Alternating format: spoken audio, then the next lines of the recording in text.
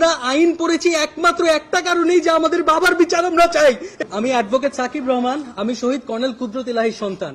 আমি এখানে আছি একজন অ্যাডভোকেট, এখানে আমি অ্যাডভোকেট সাকিব রহমান, আমি শহীদ কর্নেল কুদরত ইলাহীর সন্তান। আমি সহ এখানে রাকিন আহমেদ আছে, বিডিআর এর লাস্ট ডিজির ছেলে।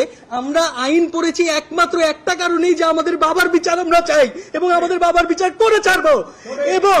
এবং আমরা অনেক কৃতজ্ঞ যে এই ছাত্র জনতার এই আন্দোলনের পরে আমার ছাত্ররা, আমি নর্থ সাউথ বিশ্ববিদ্যালয়, আমার ছাত্ররা আমাকে এসে বলতো যে স্যার আমরা তো পেয়েছি, কিন্তু আপনার জন্য আমরা সবচাইতে বেশি খুশি। এবং এই সরকার যখন কিনা তদন্ত কমিশনটা করে নাই, তারপরে বোঝা গিয়েছে যে জনগণ পিলখানা হত্যাকাণ্ডকে ধারণ করে। এই কারণে আমরা আজকে অভিযোগ দায় করছি এবং আমরা আশাবাদী যে আমরা এর সঠিক বিচার পাবো, এর থেকে বেশি।